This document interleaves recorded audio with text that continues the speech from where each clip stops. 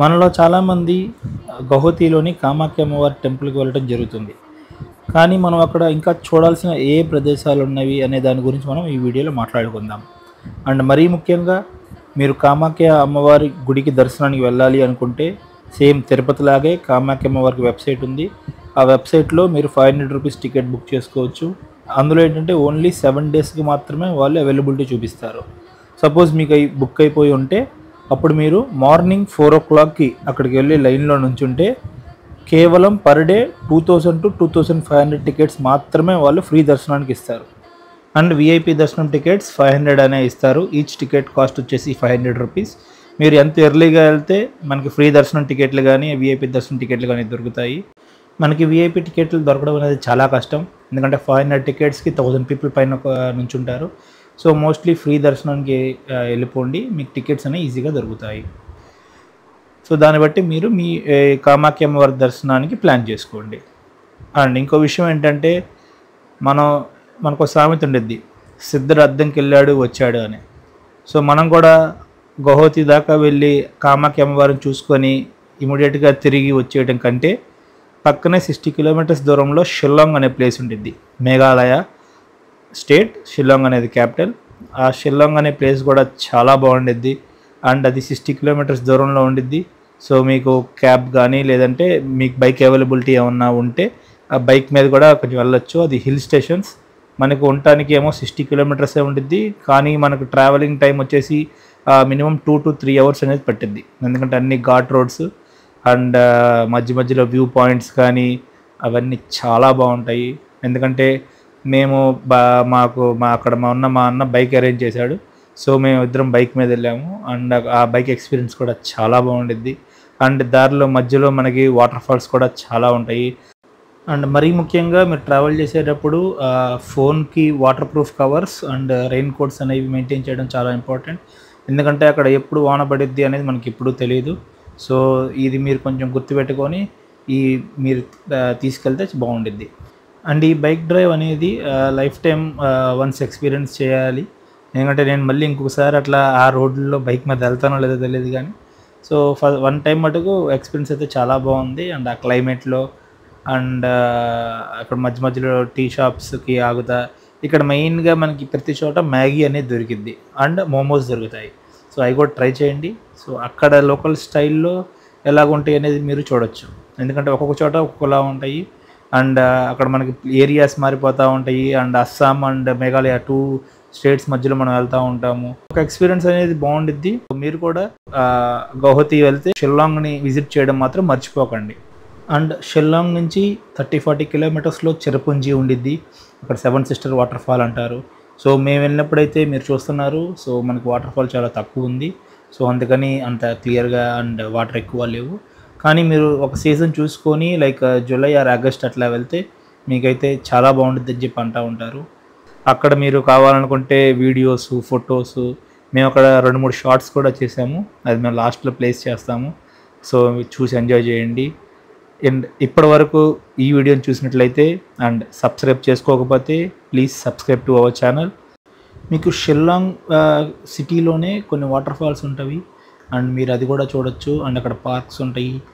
And ఇంకో main thing ఏంటంటే షిల్లాంగ్లో ఎక్కువ మంది లైక్ షాపింగ్ చేయడానికి కూడా ఇష్టపడతారు. సో అక్కడ ఏమేమి ఉంటాయి అండ్ అక్కడ ఎక్కువ మనకి చలి ప్రదేశం కాబట్టి మనకి స్వెటర్స్ అండ్ షాల్స్ అనేవి ఎక్కువ ఉంటాయి. అండ్ అవి రేట్స్ కూడా కొంచెం అంటే అటు ఇటుగా రీజనబుల్గానే ఉంటాయి. మనకి విజయవాడ, గుంటూరు అండ్ హైదరాబాద్ మార్కెట్స్ మీద చూసుకుంటే ఒక 100, 200, 300 తగ్గిద్ది. సో అంతకంటే మనకేమి పెద్ద 50% మార్జిన్ ఆర్ 60% మార్జిన్లో ఏమి నాకైతే ఏమీ అక్కడ ఏం కనపడలేదు. సో కాకపోతే అక్కడ కొన్ని మోడల్స్ ఉంటాయి. సో మీకు నచ్చితే మీరు తీసుకోవచ్చు. అండ్ అక్కడ కొన్ని బొమ్మలు కానీ అట్లా కొన్ని ఉంటాయి. సో దాన్ని కూడా నేను మీకు ఇప్పుడు ఈ వీడియోలో చూపిస్తాను. అండ్ ఇప్పుడు మీరు చూసినట్లయితే ఇదే మనకి Shillong centre, main centre. So ఇక్కడే మనకి అంతా షాపింగ్ సంబంధించినవి అన్నీ మనకి దొరుకుతాయి. అండ్ ఇక్కడ మనకి 2 సందులు ఉంటాయి. సో ఈ రెండిట్లోనే లైక్ మనకి ఆల్ ఐటమ్స్ లైక్ స్వెటర్స్ కానీ ఆర్ రెస్టారెంట్స్ కానీ మీకు లైక్ సౌత్ ఇండియన్ ఫుడ్ కావాలన్నా కూడా దొరికిద్ది. అండ్ ఇక్కడ మెయిన్ మోమోస్.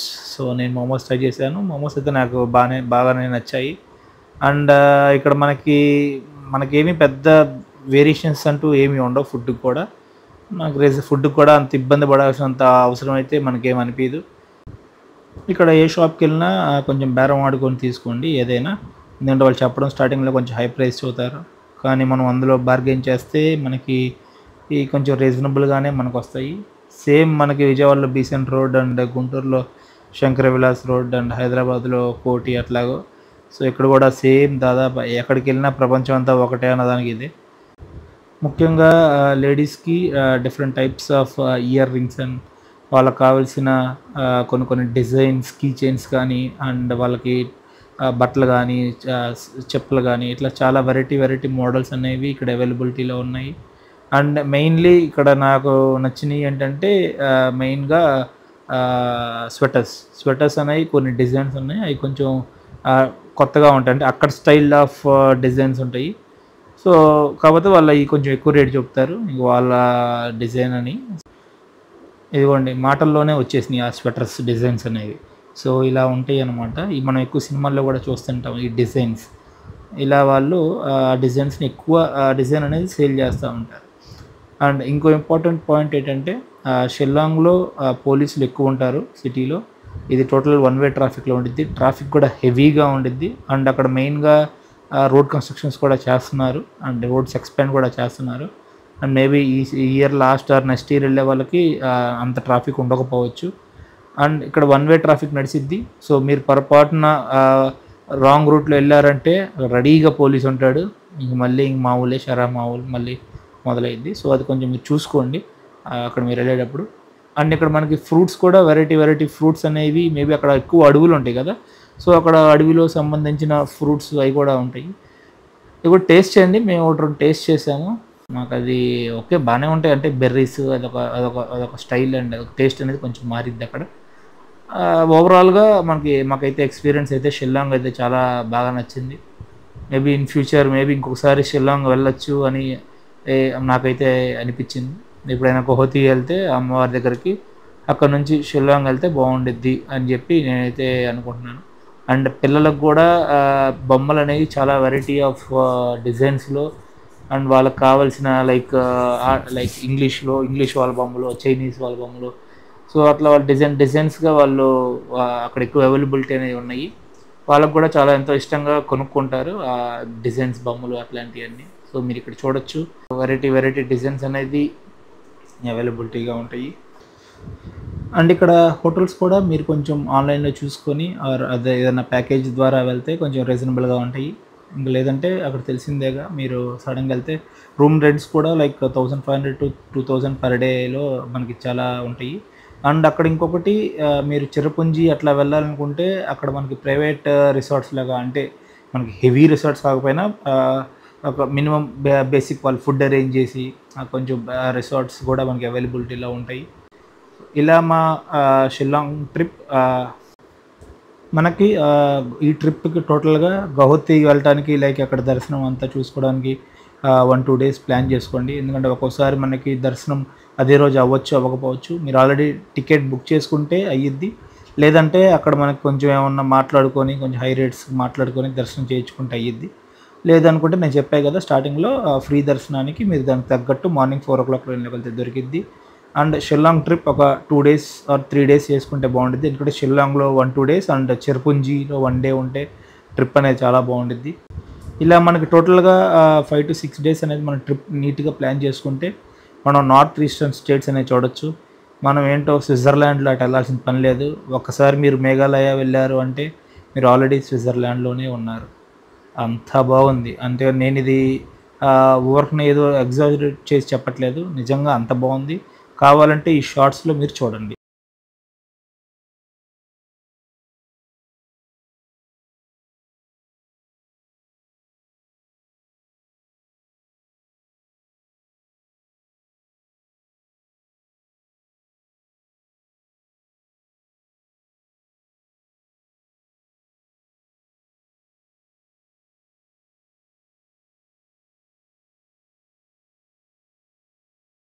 అసలు ఎలా ఉంది, ఏం నడుస్తుంది?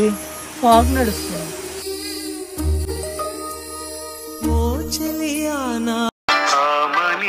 పాడవే హాయిగా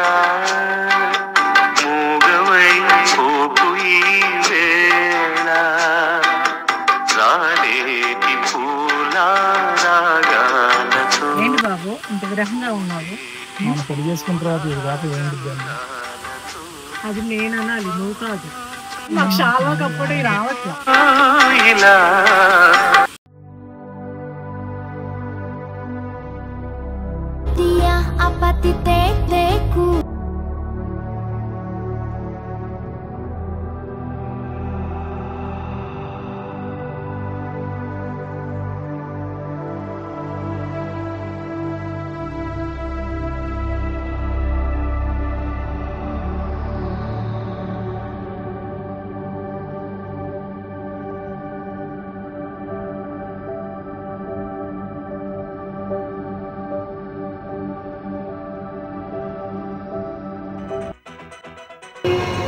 మీరు ఆడుకునే ఈ స్థలానికి నన్ను ఎందుకు రమ్మన్నట్టు? ఈ ఆటకి మన జీవితానికి చాలా దగ్గర సంబంధం ఉంది కాబట్టి. ఈ రెడ్ బాల్స్ ఉన్నాయి చూసావు, ఇవి మామూలు జనం అన్నమాట.